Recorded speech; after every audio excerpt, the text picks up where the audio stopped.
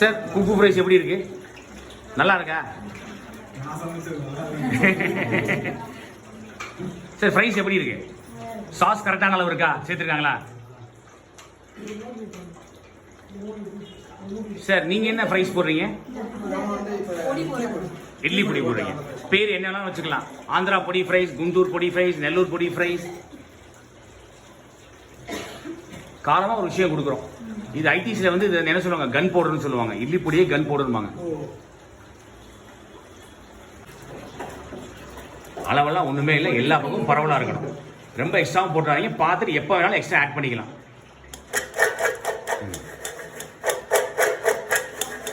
சில்லுக்கு கரண்டி யூஸ் பண்ணலாம், gloves use பண்ணலாம், இதே மாதிரி பண்ணலாம். கொஞ்சம் போடலாம். இல்லை சென்டரில் தூங்க. Very good very good very good. Okay, போ உங்களுக்கு ஸ்பீடு கூடிடும். இன்னும் மேலே ஃப்ரெஞ்சைஸ் பறக்க ஆரம்பிச்சு கரெக்டாக கீழே விழுந்துடும்.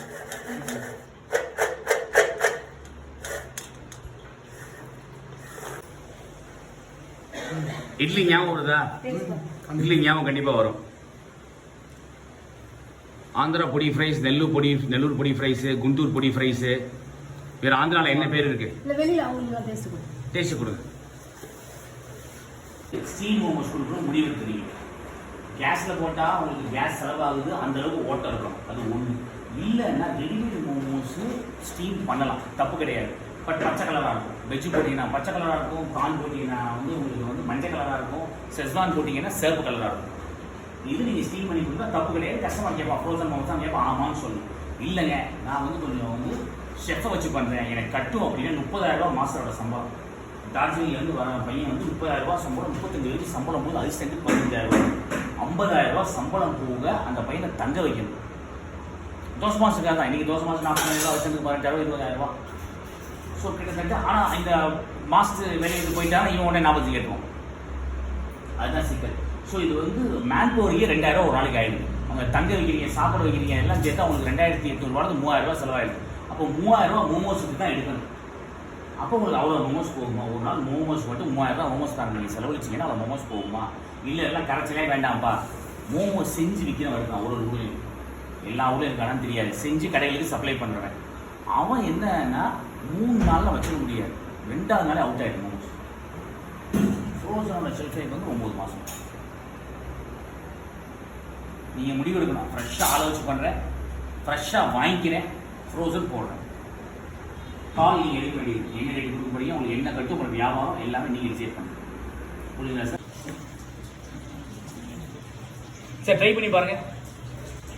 ஒரு நாள் வாங்க, ட்ரை பண்ணி பார்த்துட்டு எப்படி இருக்குன்னு சொல்லுங்கள். மேடம் வாங்க ப்ளீஸ். நீங்கள் கூட சாப்பிடுங்க. நீ சாப்பிடுங்க, ஃபோட்டோ எடுத்துக்குவாரு. எல்லாமே ஈஸி தான்.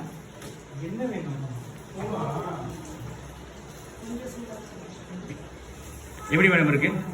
ரொம்ப நல்லா இருக்கா? நம்ம கையில் எதுவுமே இல்லை, எல்லாம் சாஸ் கரெக்டாக போட்டிங்கன்னா எல்லாம் கரெக்டாக இருக்கும். சார் நீங்கள் சாப்பிடுங்க.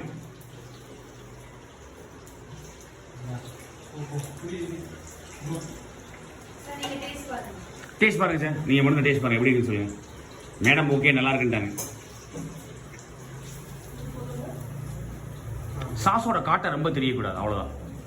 நீங்கள் சாப்பிட்டு பாருங்க எப்படி சார் இருக்கு? நல்லா இருக்கு.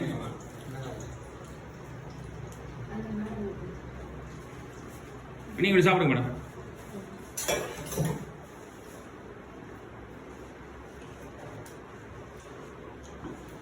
சாப்பிட்டு பார்த்து எப்படி இருக்குன்னு சொல்லுங்க.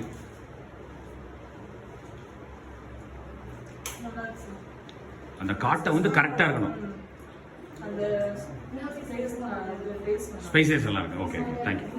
ஓரியன்டேஷன் அப்படின்னா சின்ன கடைகளோ பெரிய கடைகளோ ஒரு ஸ்டாஃப் வேலைக்கு வர வாஷிங்கே வர சொல்லிடுங்க, சம்பளம் இந்த தேதி தான் போடுவேன், இத்தனை நாள் தான் லீவு, சனி ஞாயிறு டெக்ஸ்ட் லீவ் எடுக்காதீங்க, பப்ளிக் ஹாலிடே லீவ் எடுக்காதீங்க, அட்வான்ஸ் இப்படி தான் நான் கொடுப்பேன், நீங்கள் வேலை பார்த்ததுக்கு தான் அட்வான்ஸ் கொடுப்பேன்.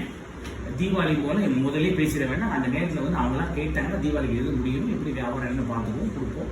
ஓரளவுக்கு நீங்கள் ஸ்ட்ராங்காக இருந்தீங்க அப்படின்னா சொல்லிடுங்க. ஓடிட்டு கடைக்கு சாப்பிடும் போது வேறு புதுக்கிறதும் கொஞ்சம் யோசிப்போம். தீபாவளிக்கு போனஸ்னா வந்து தீபாவளிக்கு 6 மாதம் இருக்குது, இல்லை போனஸ் கண்டிப்பாக என்னென்னு பார்த்துக்க நேரத்தை பார்த்துக்குவோம் அப்படின்னு சொல்லிடுவோம். ஓகேவா?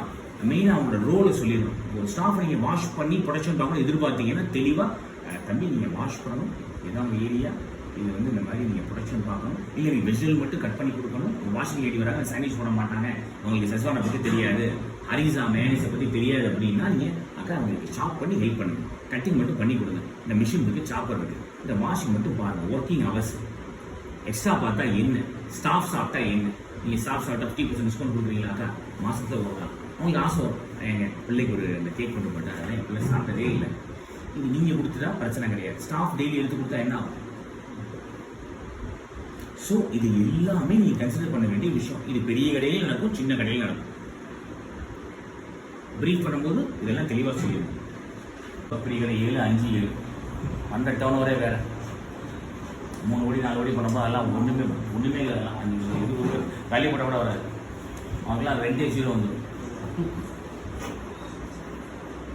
என்ன எழுதிங்க சார்? சேலரி வந்து இன்னைக்கு ஐடியல் வந்து 18%, 18% வந்து சேலரி ஐடியல். 1 லட்சம் ரூபாய்க்கு வியாபாரம் பண்ணும்போது ஒரு ஸ்டாஃப் வச்சு 18,000 ரூபாய் நீங்கள் கொடுக்கலாம். இது ஒரு ஸ்டாஃப் இல்லை 2 ஸ்டாஃப்னா 9,000 கொடுக்கலாம்.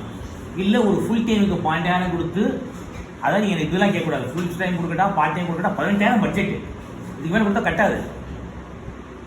2 லட்சம் ரூபா பண்ணீங்கன்னா 36,000 ரூபா வரைக்கும் போகலாம். ஒரு வாஷிங் ஒரு ஆள் வைக்கிறீங்க, இன்னும் 2 பேர் வைக்கிறீங்க அப்படின்னா உங்களுக்கு வந்து ப்ரொடக்ஷன் 2 பேர் வைக்கிறீங்க, கேஷியர் தனியாக இல்லை, கேஷ் நீங்கள் பார்க்குறீங்க. எங்கேயாவது அடி வாங்குதுன்னா நீங்கள் ரீப்ளேஸ் பண்ணிடணும். என்ன ரீப்ளேஸ் பண்ண முடியுமோ ஒரு கேஷை ரீப்ளேஸ் பண்ணலாம், மேபி ஒரு ப்ரொடக்ஷனை ரீப்ளேஸ் பண்ணலாம், ஒரு கஸ்டமர்கிட்ட ஆர்டர் எடுக்கிறத ரீப்ளேஸ் பண்ணலாம். ஓகேவா? ரெண்ட் வந்து இது எவ்வளோ போட்டுருவோம்? மேன் பவர் 18% போட்டுருவோம். மார்க்கெட்டிங் வந்து 5%. இதுக்கப்புறம் யூட்டிலிட்டிஸ்ல போடுறோம். தண்ணி, கரண்ட் பில்லு, என்ன வியாபாரம் பண்ணாலும் 4%.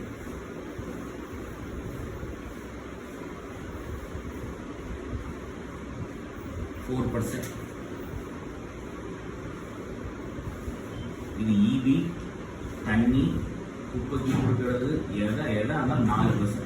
இப்போ டோட்டலாக உங்களுக்கு எவ்வளோ காஸ்ட் ஆகிருக்குன்னு பாருங்க, எத்தனை பர்சன்டேஜ் போயிருக்குன்னு பாருங்க.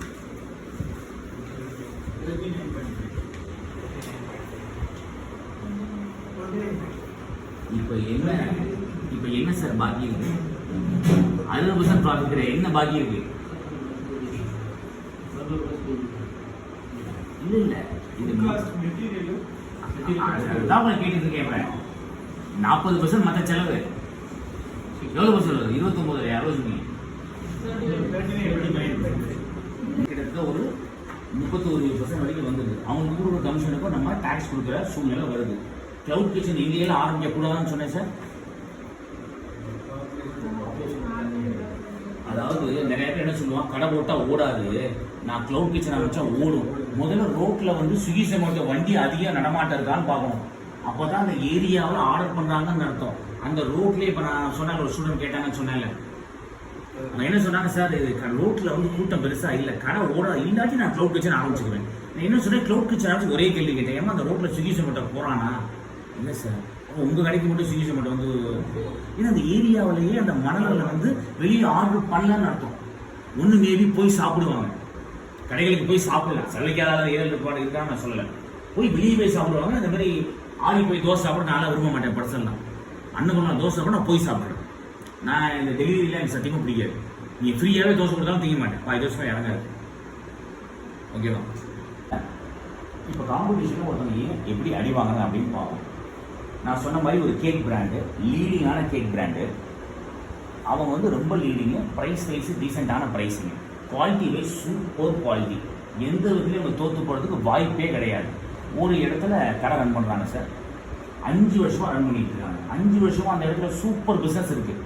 பக்கத்தில் ஒரு ஸ்வீட் ஷாப்பு, 5 வருஷமாக சூப்பராக ஸ்வீட் போடுறாங்க. இந்த ஸ்வீட் கார் என்ன நினச்சாரு, இன்னொரு இடத்துல நான் பேக்கரி ஆரம்பிக்க ஆரம்பிச்சிட்டாரு. அப்புறம் என்ன பண்ணாரு, அந்த பேக்கரி கார்ட்டை அப்புறம் ஸ்வீட் ஷாப்பில் கொண்டு வந்துட்டார். ஒரு ஹனி கேக்கை பழைய பேக்கரிக்காரன் 70 ரூபாய்க்கு கொடுத்து பிச்சுக்கிட்டு போன இடத்துல 25 ரூபாய்க்கு இந்த ஸ்வீட் காரை கொடுக்குறாரு. இப்போ இந்த பேக்கரி 5 வருஷம் ஜெயிச்சு தோத்துச்சு, காலி எம்டிஆர். என் வீட்டுக்கு பக்கத்தில் 10 நிமிஷம் அப்படி இருக்கும். 2 பெரிய பிராண்ட் 2 பேர்டையும் போனாங்க. அந்த ஐஸ் டீ இது கொடுத்துருவோம். தனியா லைம் போட்டாங்க. நாலுமே உங்களுக்கு டிஸ்டிங்ஸா தெரியும். எதுல சார் புளி பத்தல? தனியா அவ்வளோ புளி பத்தல. லெமன் கொஞ்சம் நீங்க வந்து சேர்த்துக்கலாம், எப்பவுமே கொஞ்சம் லெமன் சேர்த்துக்கலாம். 4 ஃபிளேவர்ல எது பெஸ்ட் சார்?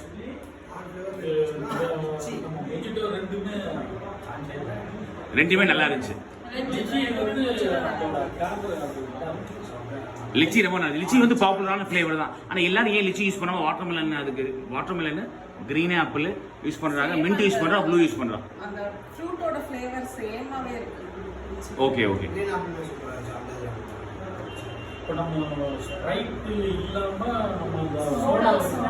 சோடா யூஸ் பண்ணா சுகர் சிரப் யூஸ் பண்ணணும்.